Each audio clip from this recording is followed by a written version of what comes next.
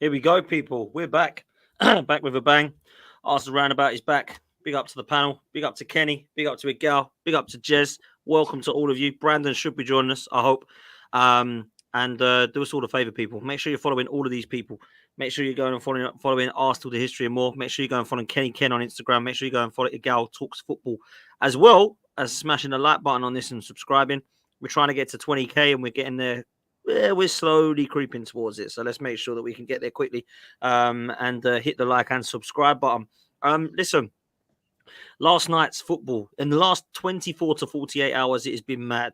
Social media has been going nuts. The football itself has been mad. YouTube channels are all going absolute viral. Anything to do with Arsenal and Spurs is going mad. We've got Spurs fans wearing Manchester City shirts, doing the Poznan, singing Blue Moon. We've got Arsenal fans that are supporting and not supporting Spurs.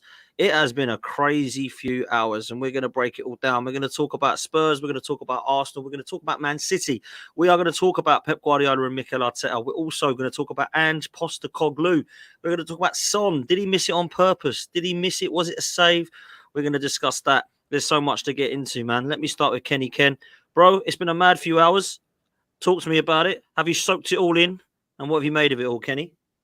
You know what? I feel terrible. I feel worse because, I've thrown the towel in. But the thing is, I'm going to feel a lot worse on Sunday when it becomes official because there's nothing. I always thought, that I wasn't going to feel such pain when I was in Paris when we lost the Champions League final. I thought, yeah, that was the worst pain you can ever feel. But last season, I was actually gutted when we didn't win the league, and I'm going to feel like that on Sunday because the atmosphere at the ground is going to be a damp squib. There's not going to be like the anticipation and longing. It's just going to be, you know what, we're going to watch our team play. And at full time, we're just going to go home. I'm going to be so gutted. I won't even stay for the lack of appreciation because, as far as I'm concerned, Man City haven't won the league. We've lost that league. That's how I feel. The games that we should have won are the ones that cost us. Unai Emery's celebrating getting in the top four at our expense because ultimately, although we could talk about West Ham at home, Fulham away, Spurs dropping points at home, dropping points away at Chelsea and everything, ultimately it was Unai Emery's cost us the title. The title he has. So it's bittersweet because I've got respect for the man, but it really hurts because, I'll repeat, Man City didn't win this title. We lost it. Well, let me come in there, Kenny, because Gal's shaking his head. He disagrees, man. So, Gal, talk to me. What do you disagree with what Kenny said, man? Man City is just unstoppable. What they've done is ridiculous. I think their last loss was against Aston Villa. They've only dropped points to us. Like we can't blame ourselves for this situation that we're in. We can't just say everything's down to us. Teams drop points, but in the title race, there's another team also involved, and that team is the reason why we're not winning. I don't think it's down to Arsenal losing to Aston Villa, Arsenal losing to Fulham. It was. If we even got a point, it was still being in our destiny. We still had it in our own hands. But at what point are you going to realize that it's not about what you can control all the time? It's also we could control it. We could control it. One second. Title races don't always come down to what you can control. There's been a lot of title races where teams have dropped points and then the other opponent has dropped points also and they end up winning the league regardless. Man City, what they've been able to do to continuously just pick up points week after week after week after week after week. For God's sakes, they're like 33 games unbeaten or something like that in all competitions. At this point, I just have to applaud it. I just have to applaud it and say, you know what? If they go on to April the 14th, on the morning of April the 14th, we were the ones who had it in our own hands. We had Aston Villa. Technically, we didn't. It was in Liverpool's hands. No, we were the ones who had the superior goal difference. It was in our hands, not Liverpool's, our hands, because we had the superior goal difference. Technically, Liverpool dropped points, then we dropped points, and then it was in Man City's hands. I'm talking on the you know what he's saying, though, Gal. I know what he's saying, but I'm just telling him there's two ways to look at everything. You're choosing to look at it from one perspective. I'm giving you we won every game. We won every game. Afterwards, No, we did. Afterwards, all right. After losing against Aston Villa, we beat Wolves. Then we beat Spurs. Then we've beaten Bournemouth, and we've beaten Man United. So that one result ultimately has cost us because it left the back door open for Man City. That's what happened. It's not equivalent. That's where we've lost the league. We've lost the league on that result ultimately because we were in charge of our own destiny.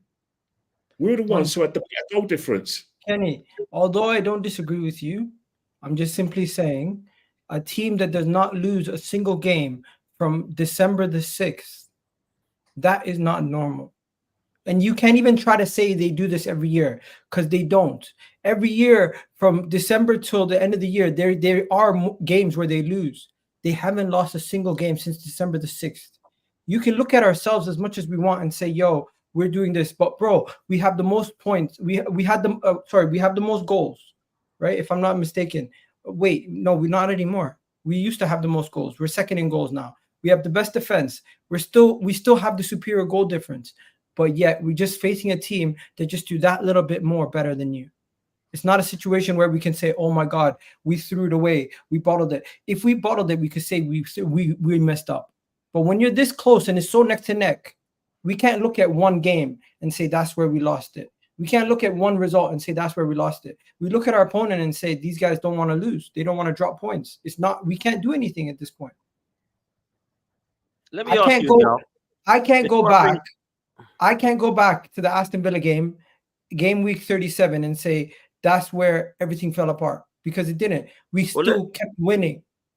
Let me ask you, Gal, because before I bring Jez in, let me ask you, right? Because I come out the Emirates against Aston Villa. I did my fan cam and I said Arsenal have just lost the league. And I actually said Liverpool have just lost the league as well, right? And everybody said I was negative, toxic, threw the towel in, giving up too easy, bottle job of a fan, blah, blah, blah.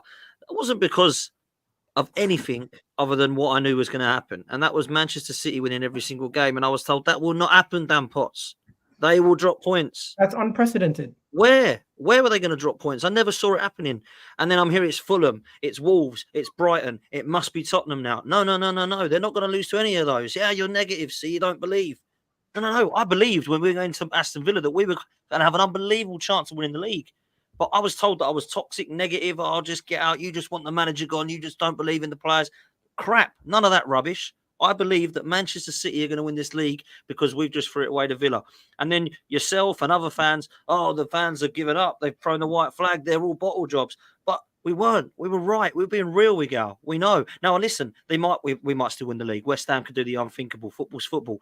But the realism of it is we're not going to win the league and we're going to come second.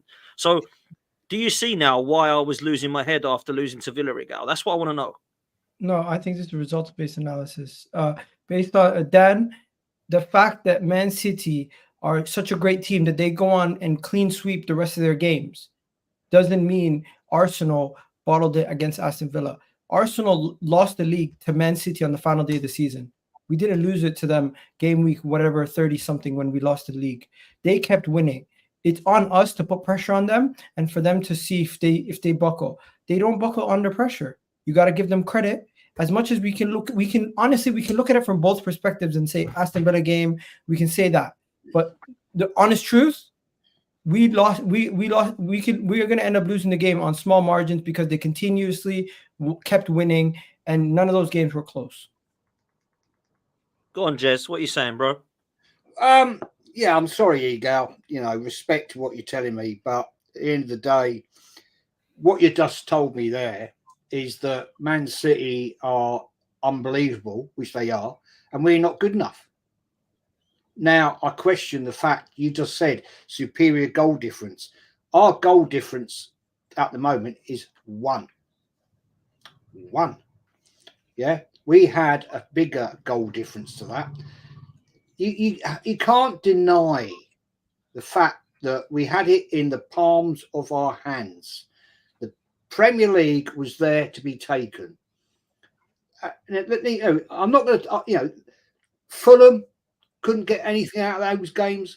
We threw it away to Villa. Yeah. So that's our fault, isn't it? That's not us relying, or the fact of what Man City are doing, you can't rely on another club, man. We threw it in the bin again. And why did we do that?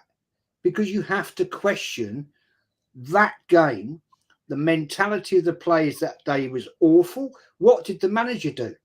Shocking, right? And that's where I question this manager. He can't get it over the line. And how long, Egal, do you accept failure? That's the thing. That's my question. We threw it in the bin again. Last season, naivety, really. Maybe they weren't there quite on the money. But this year, we've played some awesome football. Awesome. Loved it. Bashing teams up. Brilliant football. Yeah. Fair play to Arteta for that. But he's got it wrong in certain games. And that's cost us. So where do you actually stop blaming the fact that he's not good enough? Time to go. Sorry. Come November, man. Come November, it's 5 years. 5 years with one trophy. Yeah, one trophy that was not with his own team. He said, he made the statement, Egal, he wants his own squad. He's been backed and backed and backed and backed and given everything he wants. Right? And now the discussion is some of those players he's bought are going out the door because they're not good enough. At the end of the day, when will you accept the facts? He failed again. Second means nothing.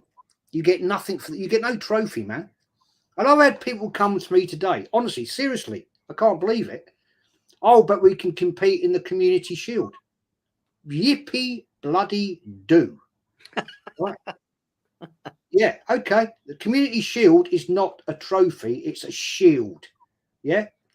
I'm not interested. I really don't care. We've won loads of them. They're meat platters where you carve your beef on a Sunday morning. Yeah. End story. The fact remains we have failed again.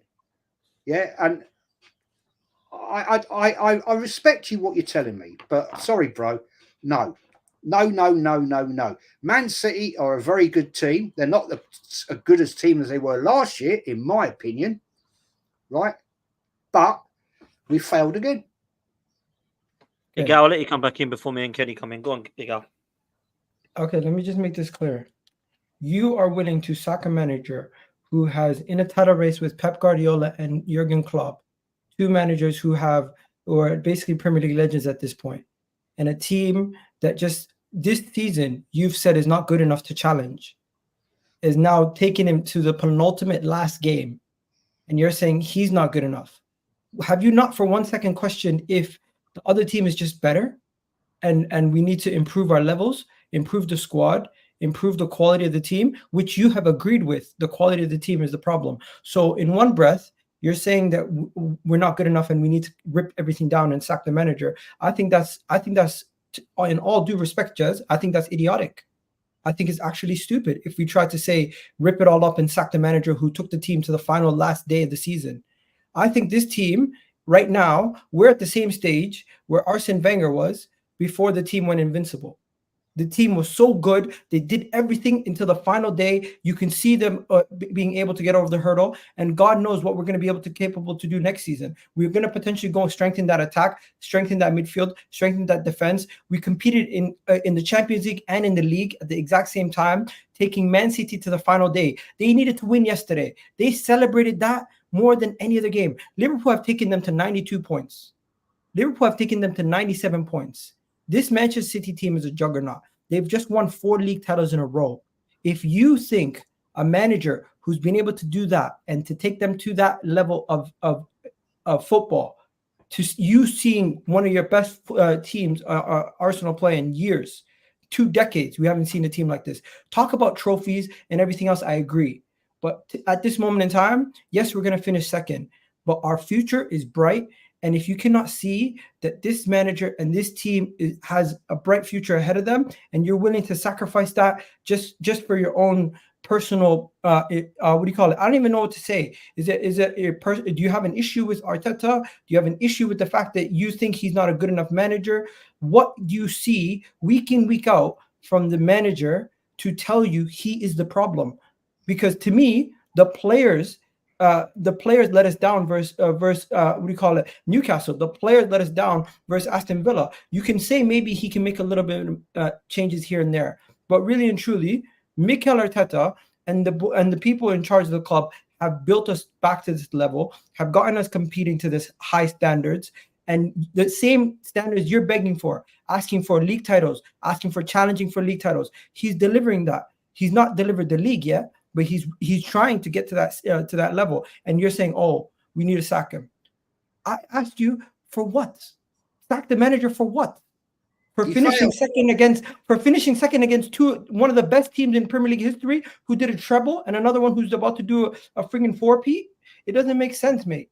It doesn't make sense. Anyone who wants to manage your sacked at this moment in time and is not willing to at least give him the chance to go and sign his forward, go strengthen this team again and go again. Because what we asked for last year, don't bottle it. We didn't bottle it. Next year, last year, Jez, we asked for a team that is not going to bottle it and at least take them to the wire. What did we do? We're taking them to the final day of the season. We could technically, even though it's a miracle, we could technically still somehow get a miracle and win it. But that's not going to happen. But all I have to say is, if you're telling me we sack the manager and he's got to go, what has he done that's a sackable offense? He failed. Okay, so then so Unai Emery should be sacked from Aston Villa? He's only 2 years in. And what you have to realize is Arteta's only 2 years back-to-back challenging for the league. He's a proven winner.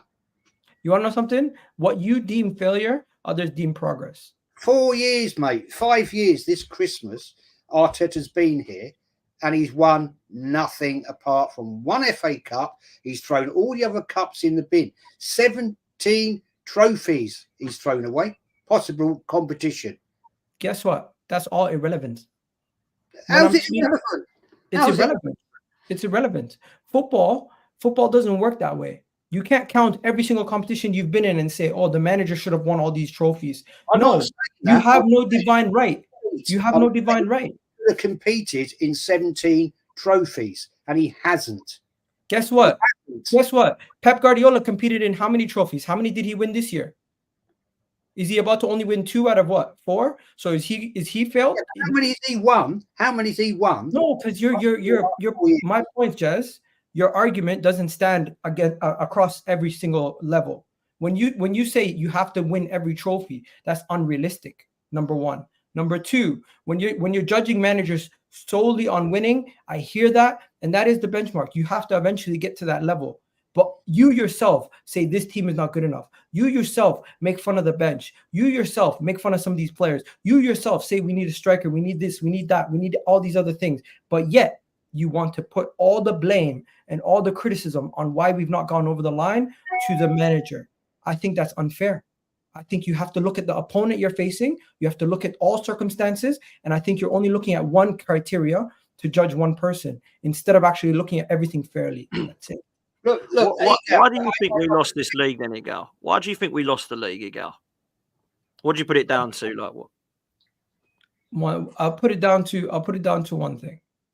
We're facing a Manchester City team that have the know-how and experience to be able to get over the line no matter what. Arsenal at times, we still haven't been able to get over that line. The hardest thing is to get that first trophy, that first league title, get over that line. We've seen it with the Aguero moment for Man City. When they got that Aguero moment, it changed their whole mentality as a club, as a team, as a group. This group of players have not been able to get over that line yet. And I do think there's 2 reasons why they've not been able to get over that line. One, Man City's experience and know-how and ability to win games and to have those game changers.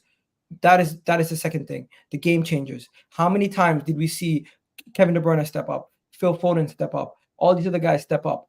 At times when we're in a tight game, we've had times where Saka stepped up, Kai Havertz has stepped up. but they just had more. They just had more game changers than us. They have more level raisers than us, and at this moment in time, they have more difference makers than us. As much as I rate my team, I look at Man City. How many players could I say at Man City's team can win your game by themselves? And at Arsenal, maybe 2 or 3 at max. Well, who bought the players out, Eagle? Okay, so you don't rate the players now. Do you agree? No, I'm just saying, who bought these players? It's Arteta and Edu, right? Now, in fairness, hear me out, right? Because when we bought Havertz, I was one of the first to say, and Kenny will back me on this, there's a player in there somewhere. We just got to find him. And well done to Arteta, because you have put him into a position where he's now got confidence and he's playing quite decent, right? Right. But giving Jorginho a new contract, really? Why not? Why not? He's not good enough. Based on what? Well, okay, 20 starts, yeah. And how crap were we at those some of them games when he started? Excuse me? Name 2 games he's been bad. We lost games. Hang on. Let me finish. Right? I'm letting you finish. You can come in or whatever, right? Zinchenko, Aston Villa game. No. Don't change. Don't change to Zinchenko. Come back to Jorginho. You said Jorginho. Right, why? Okay. Right, I'll come back to Jorginho, right? Slow, not good enough for this club. Sorry, it's not Based on what? He's cost us, man. Based on what? How many games? Tell me. Probably 3. Name the games. I can tell you Fulham. Excuse me? Fulham away. You're blaming Jorginho. Yeah. Shocking. Terrible performance. That's a joke, man. Anyways, continue. What's the next one? We're not going to agree on that one. We're not going to agree on that. No. What's the next game? Aston Villa. Terrible. Did he play? I think he played away at Villa. I think I'm right in saying that. No, he was on the bench, mate. He never played 1 minute. What are you talking about? You got me wrong. Okay, fair play. The guy, I'm sorry, mate. He's not. No, but you're chatting, Jez. You're saying something with no basis, no. You're saying an opinion with no valid backing. I'm sorry. Jorginho has had 1 bad game this season, and that was when he came off the bench and played 45 minutes for his Tottenham. The rest of the games this season, he's been relatively good. For you to come here and say Jorginho is not good enough and base it on your opinion of the player, you don't know more than the manager, bro. Hang on. Again, can we ask you a question?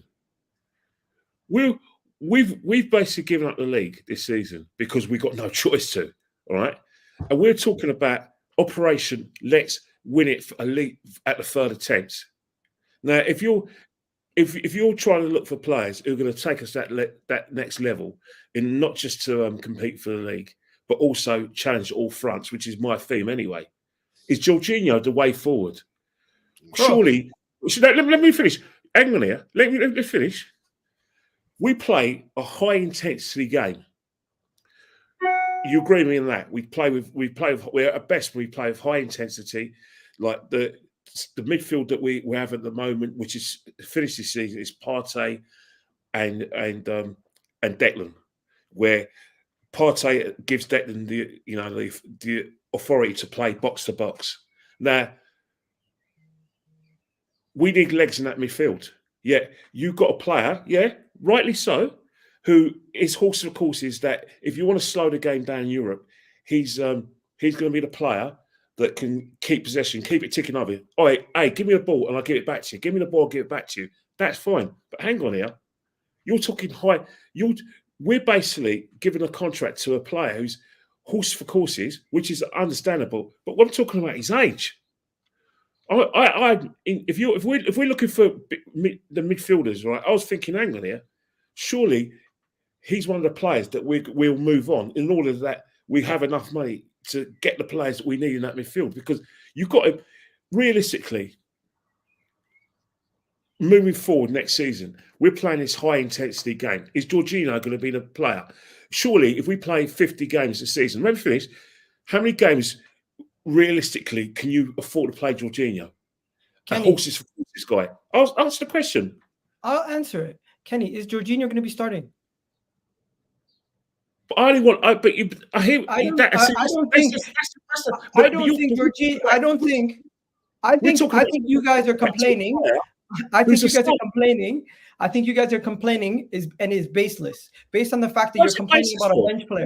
Let me explain. We want 2 players for every position, and then why are you complaining about Jorginho? You want to give a player who's a horses for courses guy, who's basically mainly on the bench. Surely, if you're going to extend the contract, you're going to extend contracts of players who are going to start in the team. Like who? Partey. Because it's this Roy Keane thing regarding taking. Would you extend Partey's contract? Let me. No. Answer that question, Kenny. Would you extend Partey's contract? Yeah, 100% I will. 100%. So now I've got you. Now I've got you. Now I've got you. Now I've got you. Now I've got you. Now I've got you. Come back to start to play. You're my guy. Oh, come on, man. Listen to me. You fell for the bait. You fell for the bait. Listen to what I'm about to say. Listen to what I'm about to say. Thomas Partey this season has been less reliable than Jorginho based on his injuries and based on the fact that he's continuously been out of the team. Now you are prepared to give a man who's on 250K a week a new contract, but you are upset about giving Jorginho, who's on 100-something K. One second. Kenny, 1 second. You're willing to give Thomas Partey, who's on 250K a week, a new contract. I know, but let me just get my point across. Let me get my point across, and I'm done. I'm not going to say a word. My point is, you're prepared to give. Yes, I will not say a word. You are prepared to give Thomas Partey a new contract, who's on 250-something million a week, to 250K a week, in comparison to Jorginho, who's in like 120, 180, wherever he is. Much lower contract, much lesser role. And also, next season, we're buying midfielders to strengthen the first team. So Jorginho is going to be on the bench. Partey would have been on the bench. In my opinion, they're moving on Partey because of his unreliability for his injuries. And Jorginho, based on the fact that he's reliable, based on the fact that even with his reduced pace, he's still one of those players who can be relied upon in the defensive midfield role. My final point, Kenny, point, you guys are basing your hate for Jorginho based on performance for Tottenham. What you don't do, this is what you're doing. You say that you drew me in. Now, this is what you do all the time. What you do is that when someone says something, you don't listen to the first thing I said.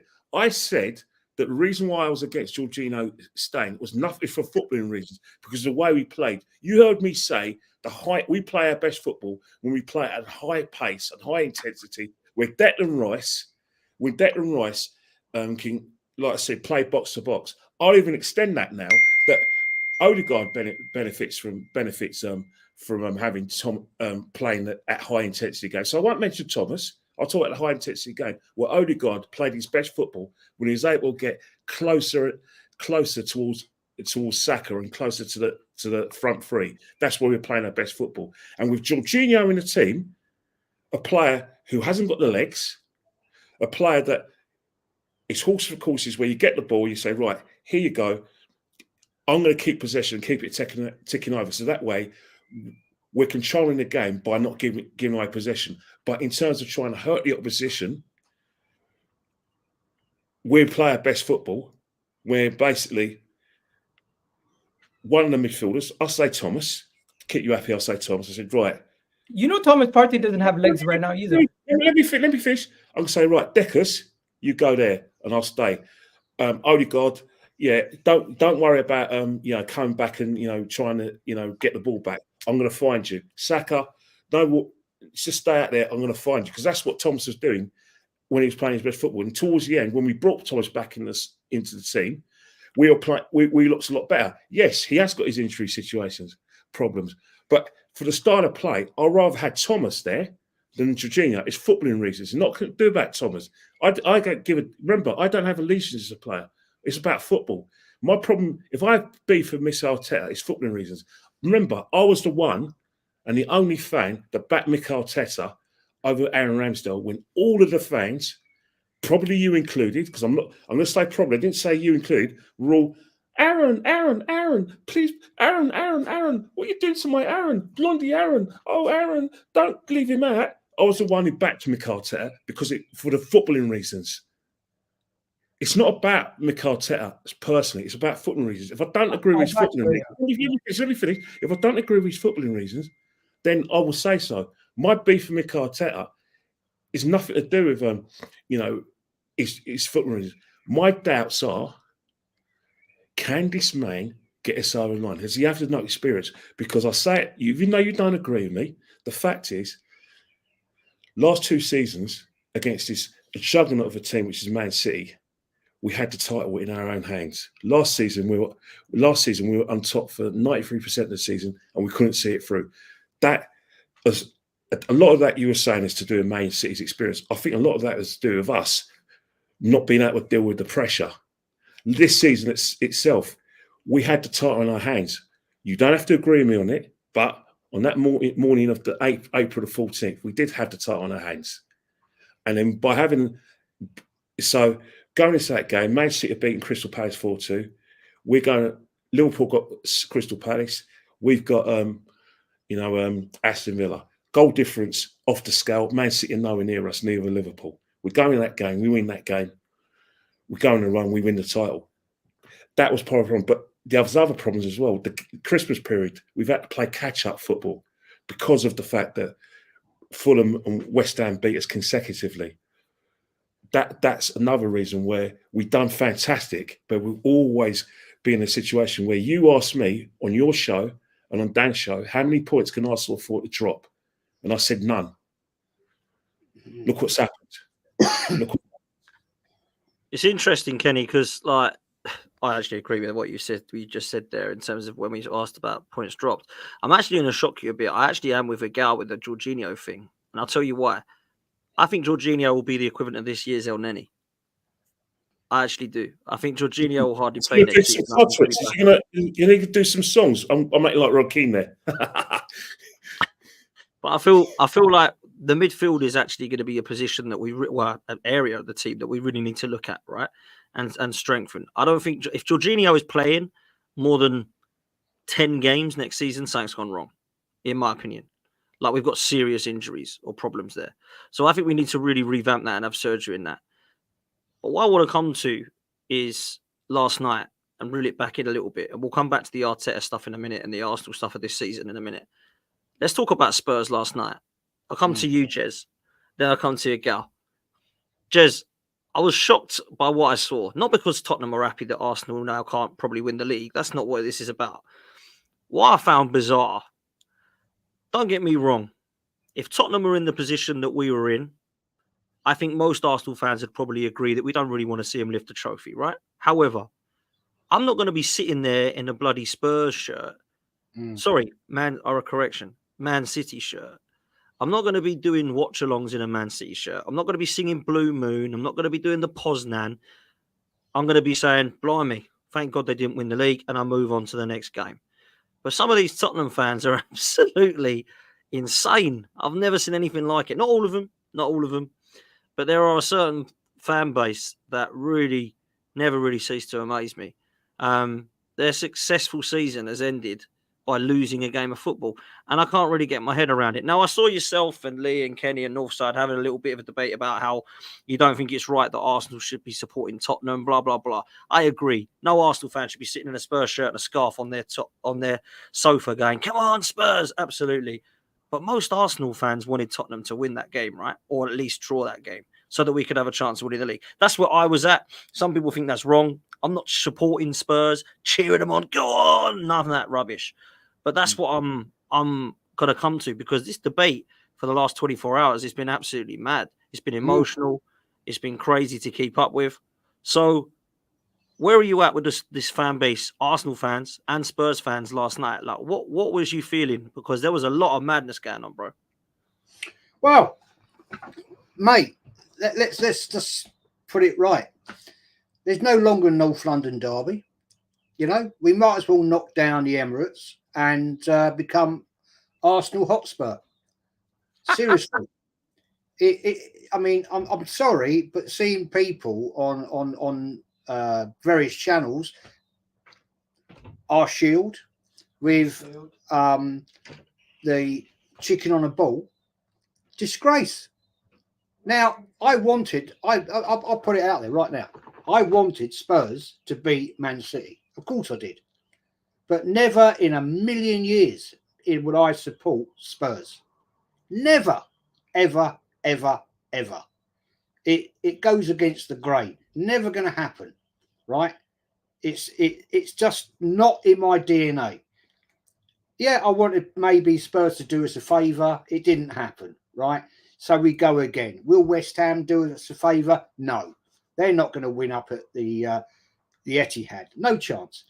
What I saw last night, right, was an embarrassment. I'm sorry, I have to say it.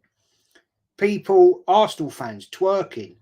And what I saw from Spurs fans, embarrassing, celebrating in the ground. And their manager having a go at them, having a go at the fans, their own manager, for like doing the Poznan. Really?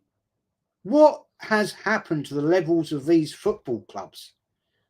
Certain big channels doing watch-alongs for that absolute embarrassment. Mate, honestly, it saddens me to the core to see what's happened to our fan base doing that, supporting it. Yeah. And the fact is that we're now, how can we ever, respect the North London derby ever again when you've got Arsenal supporting Tottenham? Come on, people. Where are you coming from, man? It's disgrace. It's embarrassing. And the fact that you've got Tottenham, right, cheering that they're losing to Manchester City. You're looking for a place in the Champions League, people. You know what I mean? I mean, come on. I'm honestly, last night I did a late night stream on it, and I was embarrassed. I was seriously embarrassed, guys. I just couldn't believe it. Kenny joined me in it, and I just thought, our club is done, man. And I said today, well, let's knock down the Emirates. Yeah, they've got a better stadium than us. It's more modern. It's nicer, right? Knock it down, the Emirates. Yeah, we'll get a load of money out of that, right? We can go and actually buy a load of players. Yeah, and let's do a ground share. Good move. Because now it is Arsenal Hotspur, or whatever name you want to come up with. Any name combined. It's a joke. So embarrassing. I mean, seriously, guys, back in the day, if you said that sort of thing around Highbury, Islington area, Holloway Road and all that, right? Man, you'd have been laughed at. And I'm embarrassed about it. Well, listen, I always love your honesty, Jez. I always do. You say it how it is. Igal, what did you make of it all last night, bro? And my other question, once you come back from what the stuff that Jez has said, I want to talk to you about the Son one-on-one and whether you think he missed it on purpose or if it was a good save. But I'll come back with the other stuff first, Igal. Honestly, what happened? What Arsenal fans do for 90 minutes of football doesn't matter. It doesn't matter. You're overdoing it, Jez. You're overdoing it.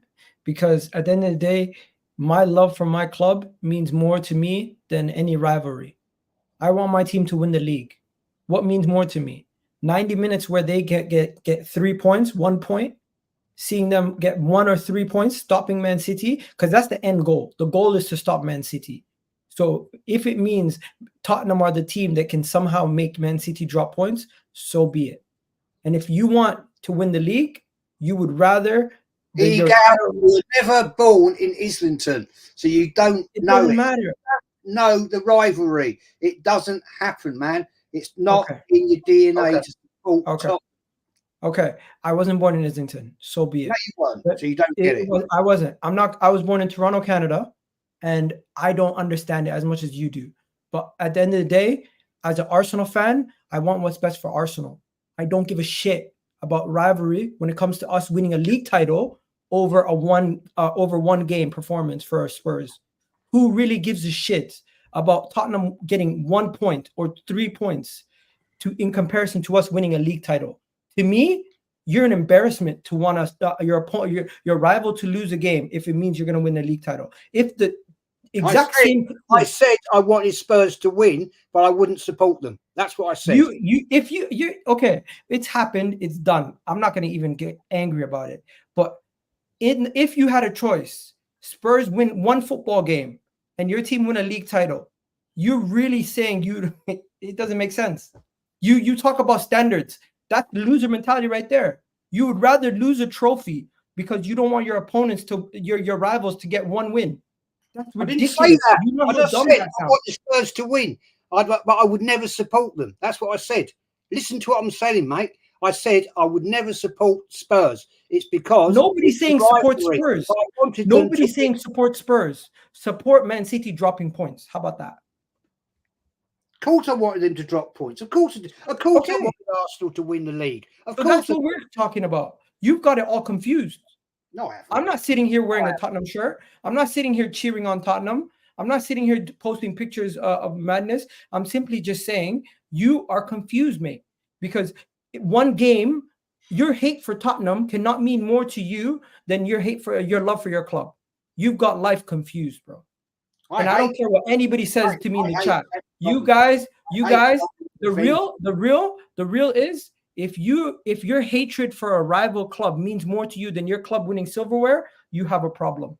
You're not listening to me. You're not listening to a word I'm saying. I listen to you clear. I've just said I wanted Spurs to win, but I will never, ever support them. Of course I wanted Spurs to win. Okay, so then we agree then. Sorry? So then we agree. Because there's people who would say they don't care if it means we win the league. They would rather Spurs lose. Of course I wanted them to lose because it gives us a chance on Sunday to lift the trophy. Of course I do.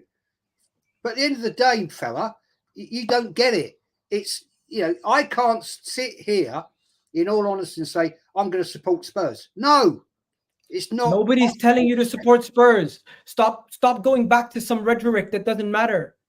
Of course it matters. God's sake, man. It's Arsenal, bloody Tottenham. Honestly, the game is done. But for the 90 minutes, you in all of hearts would have wanted Son to score that one-on-one. You know that. Get out of here. No, you would have wanted Son to score that. It would have made it 1-1. You too, man. I must say, this is a great debate. I've got to do my job and host. I'm quite enjoying it. Anybody who hates Tottenham more than they love Arsenal, you got a problem. Right, but again, what do you see as a problem with the rivalry between Arsenal and Tottenham?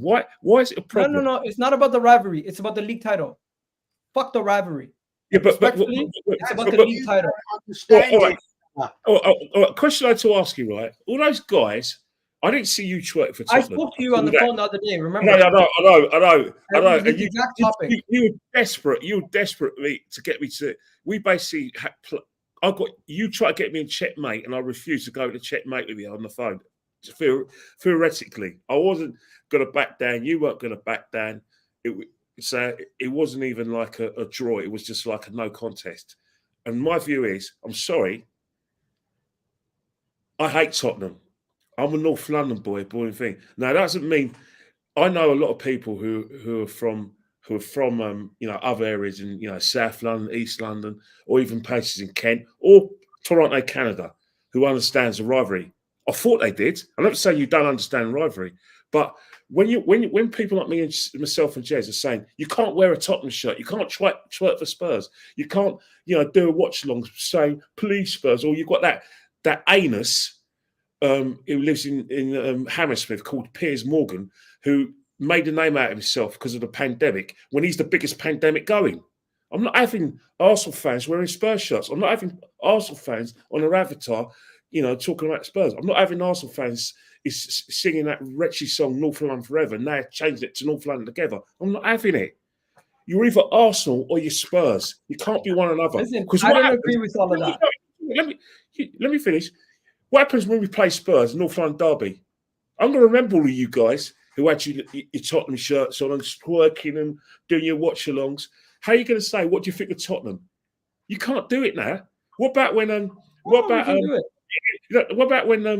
when Spurs play and their results come up? Are you going to and they're losing. We'll We make normally fun of get them even more. They play Man United, a team that you clearly hate. Are you going to cheer? Want Spurs to beat Man United? Are you going to want Spurs to beat Chelsea? This is where Bro, it's going to go. Let me ask you a simple question.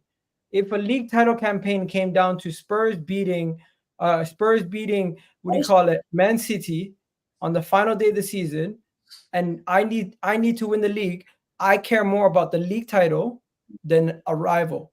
That's all I said. I'm not sitting here. I'm not sitting here wearing a Spurs shirt. I'm not sitting here playing the ukulele, singing Tottenham songs. I'm not doing that. All I'm saying is, simply put, my love for my club means more to me than anything else, be it rivalry, you know what? Else. You know what? You put it so beautifully that you even had me convinced, mate. So well done there, but not quite. Because I had that situation in 99. I don't know if you're, because then you were born during that time. Because as I said, you look young, but you're probably about 40 now. You're in your 30s because you're a time of your age. But I had that situation. Arsenal played Aston Villa last game of the season, 1 point behind Man United. Spurs played Man United at Old Trafford.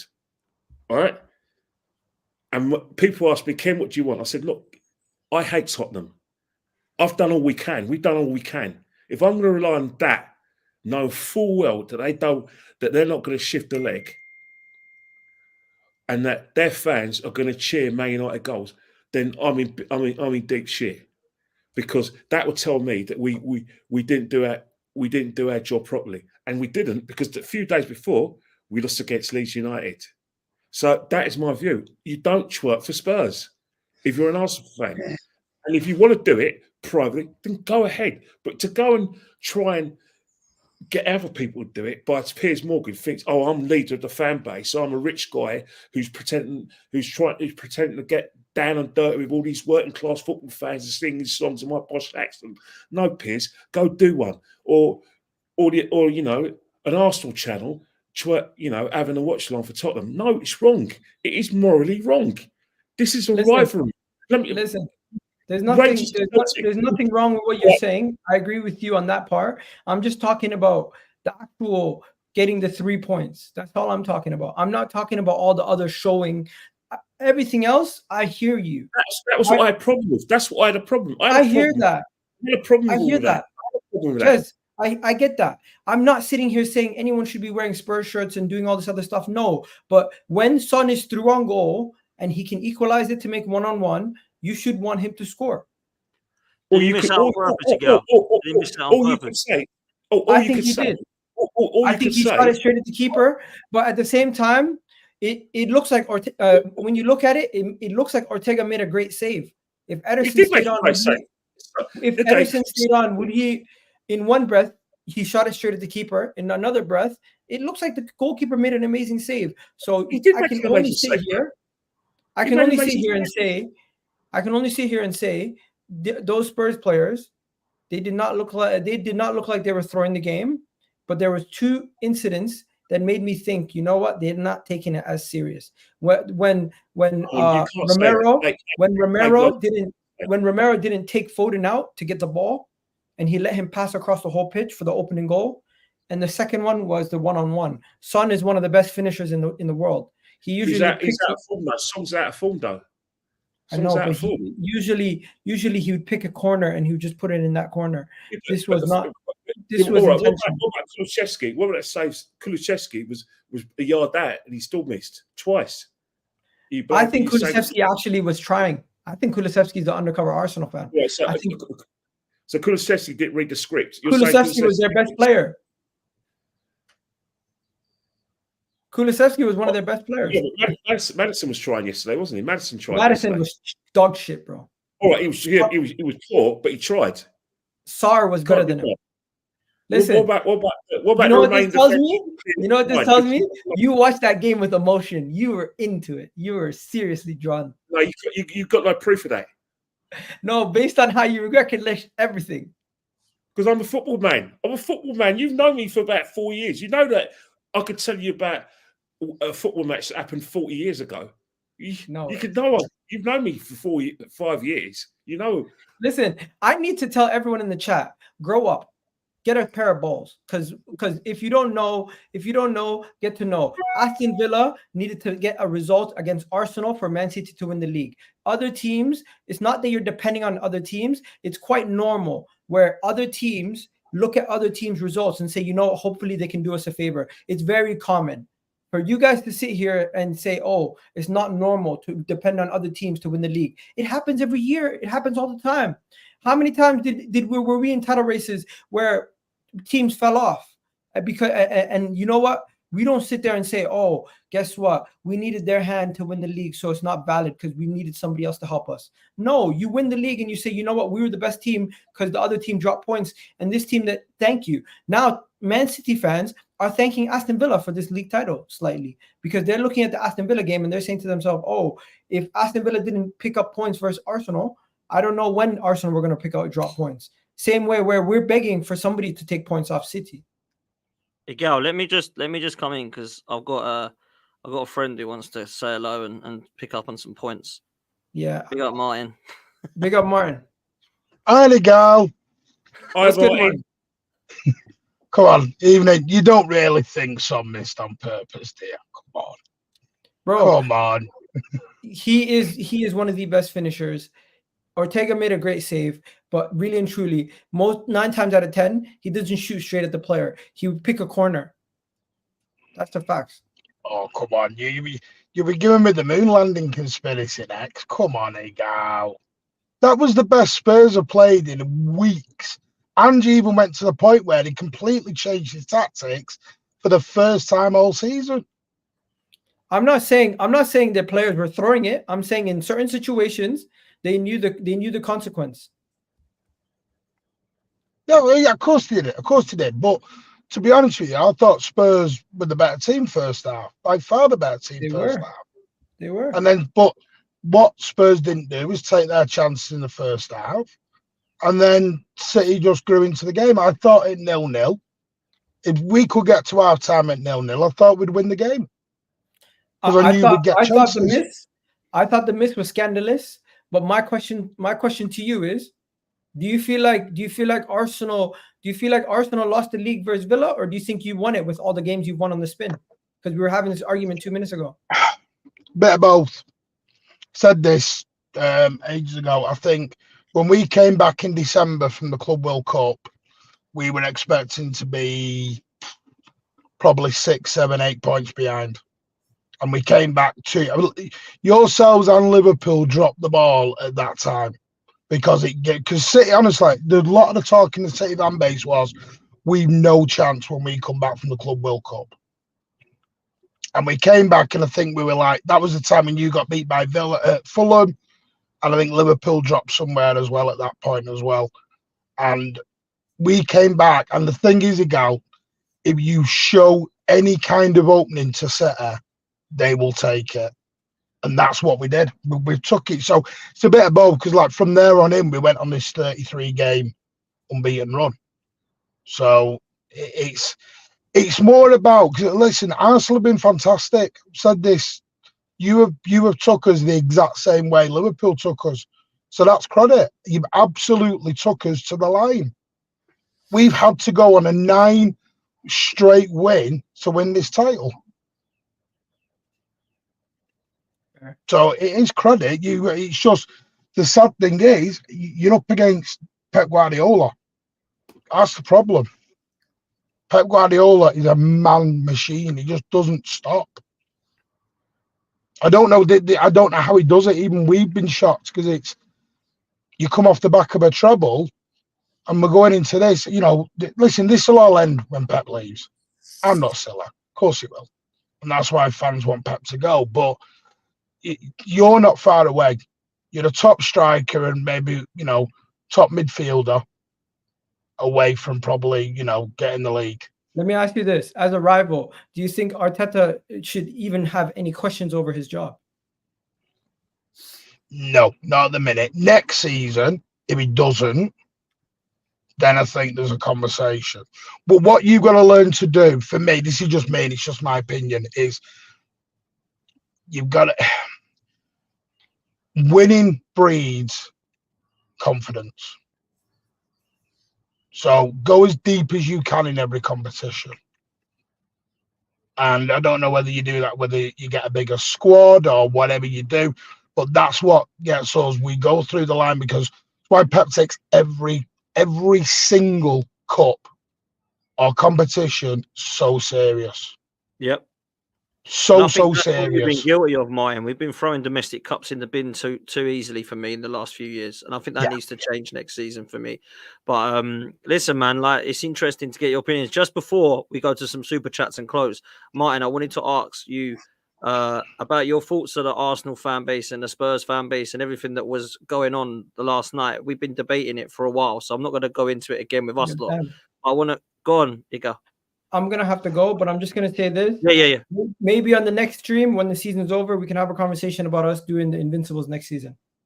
All right, man. I'll let you bring that one up, brother. Igal, make sure you follow Igal. I'm going to redirect after this one. Yeah, Martin, what did you make of it? Me and you were talking a little bit on Mo's channel, man, earlier, but what did you make of it all last night? Very weird. Very, very weird. Look, listen, there is a difference between wanting your rivals to do you a favour and then putting the shirts, the scarves and singing their songs. There's a whole different level there for me. Listen, you know, it was like last Sunday. Did I want United to drop points? Potentially, because it was a title race, but I'd never sit there with the United shirt on. I'd never sit there singing United songs. No. That's just me. It's a different thing. And maybe it's because I grew up with watching United win. You know, United fans made my childhood a living hell. So I was sort of used to United doing what they were doing. But I've never been. I just think last night went a bit over the top. Way over the top. Yeah, it did. In my opinion, it did. You've got Spurs so-called ambassadors wearing City shirts. What's that about? Come on. It's embarrassing, man. That's mad. Yeah, I think it's all got a bit wild, man. It really has. But listen, let's see us out with some super chats. I'll keep you on, Martin, for a couple of minutes if you've got time. If not, then please do jump. Let's come to yourself, Kenny, with this one from Brian. It says, has Kai done enough to be the starting striker going into the new season? And if not, how should the striker position be handled going forward? Talk to me, Kenny. What are you saying? Oh, you're on mute, mate. Not enough, because we still need a top striker, because Man City's top striker scored 27 goals, and he's been playing with injuries. And I'm talking about Haaland. So ultimately, if you want to go down that road, that's the difference between Man City going for a double after previously going for a treble. Now you keep Kai. You can like rotate between Kai and a top striker, because if you want to go deep in all the competitions, Kai's not enough. He's probably not enough for the league, because you think about it, he scored 12 goals. Next season from Kai, I'm going to want 20 goals and 12 assists. But if we want to go deep, especially in Europe, especially the way teams defend in Europe, we're going to need a top striker, because we showed that. I think where Man City are different from Arsenal is that Man City can play two tempos of football. When the game's slowed down, they keep possession and they still look in control, and it's natural to them. But if you want to sort of like expand the game, up the tempo, they're fantastic. Oh, Man City are a team of all seasons. You want to kick them, they got players saying, yeah, let's have a kick then. If you want to play foot with them, they'll play foot with you. If you want to play it long, they can deal with that. And I think they remind me a lot of the great teams, Liverpool team in the 1980s, where they're a team of all seasons. Man United teams under Sir Alex. I know Martin hates me saying that, but yeah, that sort of team. And then obviously you've got, for a period under Arsene Wenger, the team of 2002 in the Invincible team was a team for all seasons. At this moment of time, Arsenal are a team for all seasons. We only play our best football when we play at a very, very high tempo. And that where we can get Odegaard forward, you can stretch teams. But when we try to play in a slow tempo, I think that's where we struggle, because in Europe, Bayern Munich and Porto murdered us in certain parts of those games. So I think having another striker will enable us to, play a different way and actually succeed when the game's a bit slow. Because, when you slow down tempo, it's a one chance game. Top striker puts it away, he only gets one chance. Now with Kai, who's not a natural striker, you want that sort of rotation option. Yeah, no, I'm with you, man. Can I just respond to that, Dan? Sorry. Go on, man. Yeah, go for it, bro. I think you make absolute spot on point about Europe. Europe is a different beast to the Premier League. It's not about being the best. Europe is not the best. It's not about being the best. You don't have to be the best. You have to be the better team on the night. It's a cup competition. People forget this. And the thing, it took us 7-8 years to get over the line with Europe. It's not a walk in, get the job done and get out the door. It takes this is where you need the moment players. So we've got obviously KDB, Haaland, like you said, Foden. They're the moment players where you can be playing so bad. You can be off completely, but in that split second, a De Bruyne puts in a piece of magic. A Haaland gets 4 goals, and you're like, and that's actually what wins you Europe. Borussia Dortmund have not been the best team in Europe all season, but they're in the final. Because at the time, they've gone in, they've done the job, they've got out. That's what it's about. Too many teams, I've seen it with Villa. Aston Villa did it with the Conference League. Oh, it's only the Conference League. Don't worry. We're the favourites. We'll show West Ham how to do it properly. No. Naivety killed them again. Because they went in thinking it was the Premier League and they could play the exact same way. Yeah, absolute facts. No, absolute facts. And, I said about this with the Champions League that how many times have we seen Di Matteo won it with Chelsea, for goodness sake? They come 8th that year. Do you know what I mean? Honestly, it's a mad thing. I remember Porto won it. Dortmund won it in 97. They weren't the best teams in Europe at the time. Well, even when Liverpool won it, the madness in Istanbul, they weren't the best team in the world. Do you mean in 2005? So, that 98, Real Madrid, when they beat Juventus. Juventus were the favourites, but Mijatovic got that goal, and that's it. I think it's what happened. It's basically, again, dealing with that tempo. Like Arsenal in Europe, I always knew that we wouldn't go far in Europe because of the way we played. That the tempo where we played when we were beating teams 6 or 5-0, that's good for the Premiership. But certain players will struggle in Europe, like Kivior struggled against Bayern Munich and Porto. And I thought that we couldn't deal with the kind of like the slow build-up and then changing the tempo. We couldn't deal with that. And that's why I think the quarterfinals was about right for us. Yeah. Fair play, man. Listen, these ones are for a Gal. I'm going to go through them quickly. Sorry I couldn't get them, but Gal did have to shoot onto his show. Says, Kenny and Jez, please stop letting this guy talk over, interrupt you. He's putting our players in combined 11s with Real Madrid. We can't take him seriously. Gal's actually come back and said he regrets doing that, to be fair to him. So big up. At least he can actually come and say what he's wrong. This one says, you say we need players that are game changers, but sometimes the manager's the game changer. Gal, I actually agree with that. And I do think that it isn't just always the players, and that Mikel Arteta has definitely made some mistakes this season. But let's be real, most managers do. This one comes in, says, Gal, if Arteta's plan was working, why did Arsenal fans support Spurs yesterday? Doesn't that show you they don't fully trust the process? We keep hearing this process word throughout. Big up to El. Let me come to a couple ones for you, Jez. So this one, Jamie says, I'm sorry, he bottled it when it was in our hands. He's obviously talking about the Aston Villa game and then onwards. This one also comes in saying, so toxic, Jez and his team, sack Arteta for who? Okay. We get told this quite a lot, Jez, don't you? Like, who do you want out there? So go on, you talk, you go for it. Inzaghi, mate, the winner. You know what I mean?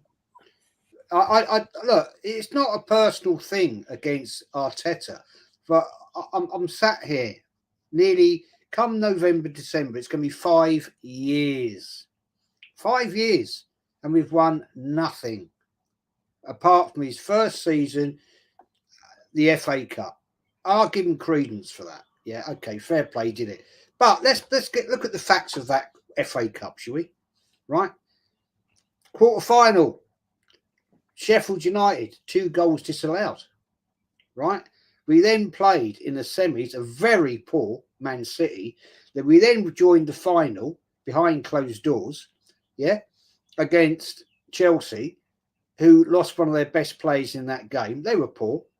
We got away with it. We won the FA Cup. Brilliant. I'm happy with that. I'll take it. I don't care how we win. I don't. If you win a trophy, you win a trophy. What we've won since, we've failed every season in the FA Cup, the Carrier Bag Cup, right? And the Premier League. So how long do I want to sit here and see failure? Well, it comes a point in time, right? Back in with Arsenal back in the time, yeah?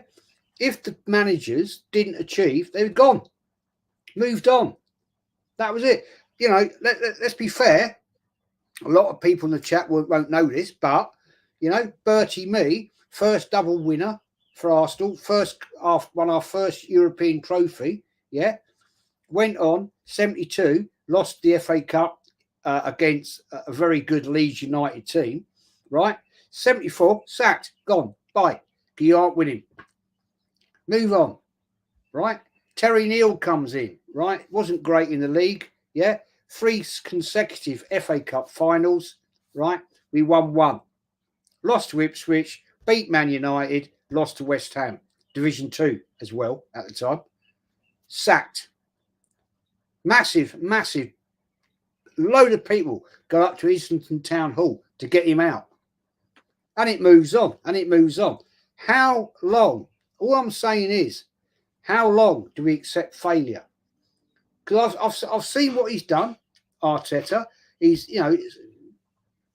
built the club back to a position after the shambles that Wenger left it in, and I respect him for that. I do respect him for that. But I want trophies, people. That's what I want to see. I want silverware. Yeah, I want to see the bus parades, you know, with the FA Cup or maybe the Carrier Bag Cup, or obviously I want to see a European trophy. Of course I do. Yeah, I've only ever seen 2 of them. Right, as a little kiddie, 8 years of age. Yeah, I was at the home leg at Highbury when we won the Intercity Fair Cup. First Cup, yeah. I was there that horrible night.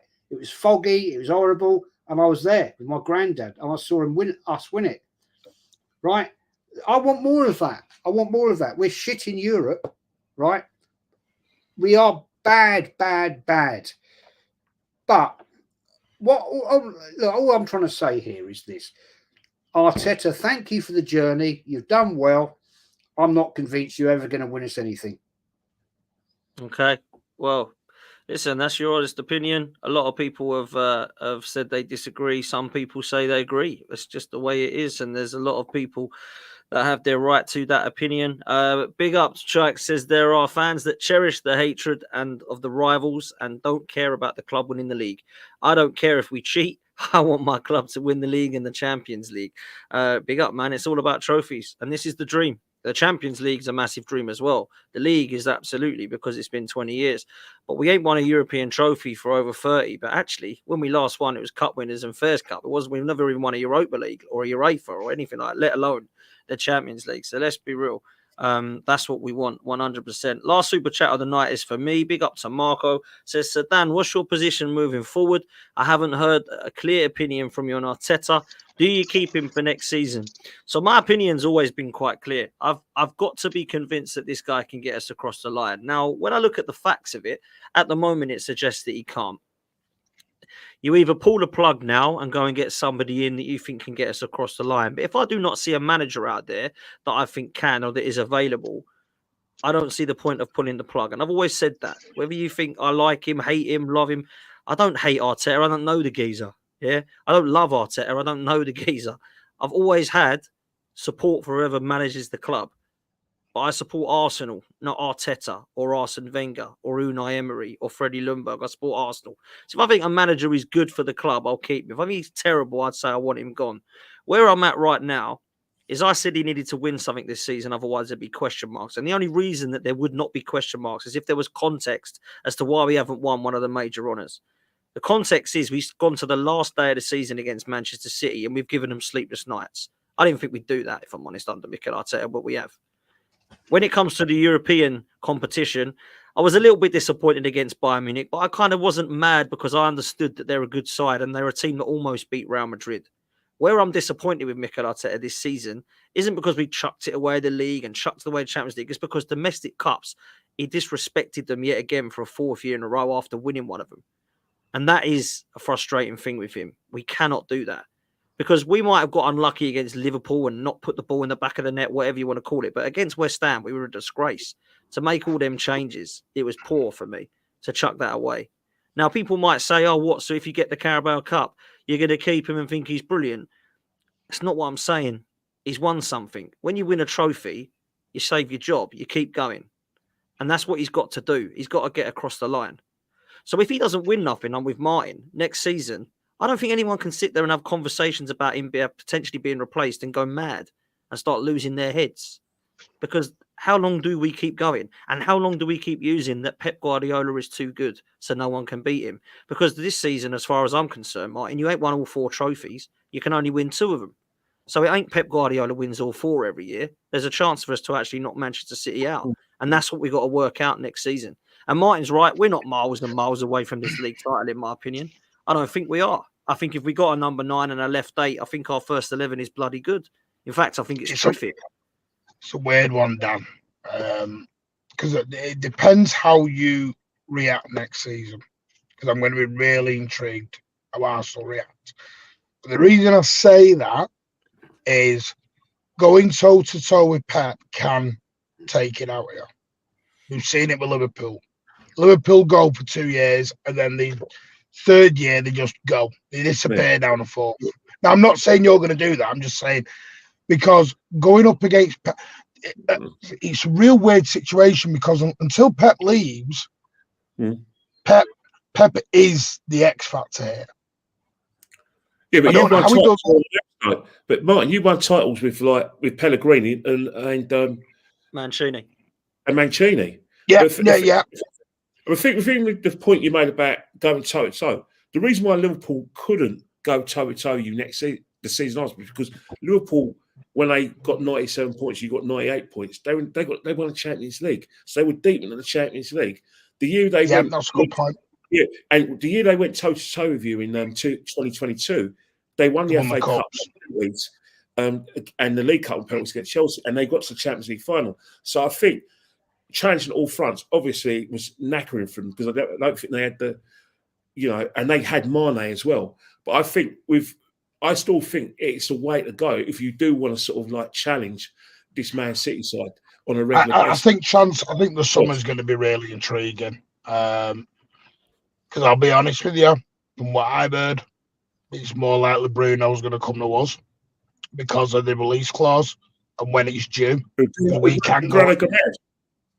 Yeah, because we can go in at 100 million straight out of the chute. We can go straight in at the end of May with the 100. And from what I have, I've got a mate who knows people up at Newcastle. They ain't accepting anything less than the release clause. They ain't budging on that release clause. Can I ask you a question, though? Obviously, the big elephant in the room with your club, and obviously as Arsenal fans, I thought I might as well ask that question because we're all men here. Go on.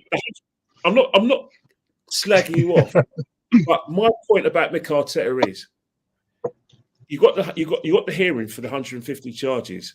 Now, obviously, the sanctions you could get is either going to be like they talk about the luxury tax, or you could be banned from trading in 2 transfer windows, or it could be points. Now, if that happens, because obviously you're having a hearing around autumn or what the Americans call the fall, you may be at a significant handicap.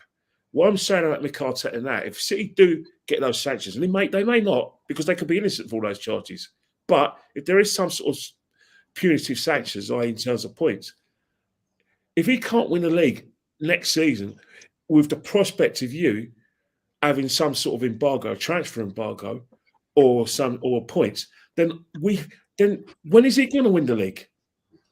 Let me just, because I think there's a lot of. Sorry, Dan, I don't want to go into. I'll just give go on, do it. I think it's important. On this. People are getting very confused on the 115 because I know it's a cute number and hashtag 115 blah blah blah blah. People think it's very similar to Forest and Everton. It's nowhere near the same. It's so complex. It's unreal. Because what they basically accuse City of is fraud. Yeah. So it's nothing to do with signing players or overspending, because City have actually, for the last 5-6 years, have been the best on net spend. Because we sell 200 millions worth of EDS players out each summer. But where is the complication is because we got taken over in 2008. From 2008 to 2013, you got to remember there was no FFP. So we had a 5-year run in the same way as everyone else, where you could spend whatever you wanted. Whatever you wanted with our sugar daddy. Listen, we won the lottery. I ain't stupid, I know that. It took us back to the glory days of the 60s and the 70s, etc., where we were. Now, at that point, people are looking at the sponsorship on the third party. The problem is with the third party, this is where CAS came in. The CAS case, and the problem is nobody reads the full CAS case, because if you're a rival, you're not going to read a 93-page document. I understand that. But within page 78, it was said by CAS between the three adjudicators, ADUG, Etihad, and Etisalat would have not third-party sponsorship, and it was proven within documentation, etc., etc. Now, this is UEFA and CAS. From what the understanding we've got at the club, or people here from inside the club, is the Premier League don't have any further evidence anyway on that. There's no new evidence come to light, so the Premier League are going to hit the same brick wall that UEFA it of how do we prove this? And you can't do. Because, and by the way, Etihad have made their books public now because they've gone public on the stock exchange. So it can be easily looked into. And the simple fact is you can't prove fair market value. This is the problem. Fair market value becomes a subjective point of view, because what I'm willing to pay for something is what Dan, for example, may not want to pay for something. They've already been looking at the potential down the road. So this is where, and because the way the books are done, they're saying you got 1 year wrong, because the way you do your books are always done on the year moving for, the previous year, and what your projections are. So they've got to go. So they're saying you've got 1 year wrong. So with oversight, you've got the last 8 years wrong. And they've just charged us all the way back because we've not cooperated, because Lord Pinnock told us, do not cooperate. You are innocent, and that's why we've got. Listen, if City are guilty, I'm the first one that'll go in, but you're innocent until proven guilty. Yeah, and that's fair. my thing. That is fair. That's the thing people are saying straight away. Oh well, when City get done with this thing, I still don't really know enough about it to know what the hell's gone on. And I said this to my mate yesterday. Russ, Russ was texting me going, "Oh, City, once they get all this, they'll go down into League Two and have everything stripped." And I was like, I have no idea. They're not going to do that. I think that's wishful, man. Between me and you, from what is inside, a lot of our directors and everything have spoke. It's going to be a good outcome for us. Okay. I personally don't really care. I know people. I just want to get on with Arsenal and know what we're doing. The thing is, Dan, 115 has not won us the league. Yeah. That's outside on directors and everything else. That's for Omar Barada, who's now at United. And by the way, if Omar Barada was guilty, why would United hire him? True, yeah. In fact, I'm not being funny. You're going to do your due diligence. And we're talking KPMG, Deloitte. Apparently this is the biggest conspiracy theory since JFK. What's going on? Netflix were even in it a couple of months ago. It was like, what's going on here? Yeah, listen. It's a bit bad. I don't want to win off somebody else's failure. They're misdemeanor. No, me neither. If Man City have done something big, bad, horrible, disgrace, whatever, I don't care, right? Because all this talk, right, about they should be stripped of this. Like, let's say for last season, for example, just an example, right? They've done this, they've done that, so they'll be stripped of the title. We give it to Arsenal. No, because at the end of the day, it's on the pitch that wins you trophies, not behind the scenes money, misdemeanors by your directors, our directors. Look, I have to say, Arsenal are not an innocent club, right? I'm pretty certain if you went and looked at some of their things they've done, they've some interesting. You know what I'm saying? A little bit like McQueenos, but we could have bought for nothing from Brazil, and we paid them $3 million to keep the faith. You know, Keep good relations. Keep good relations. That's the term. That's the term. But by the way, the title's not over yet. There's still a final day. Oh, come on, please. No, you think I'm mad? Listen, I've been in the Etihad on final days. We don't do it either. QPR, Aston Villa. Aston Villa 2 years ago. And QPR. Yeah, exactly. And QPR. And for some weird reason, we go to the final day and we kind of get all nervous. I don't know what goes on. It's very weird. And then, seen West Ham lately?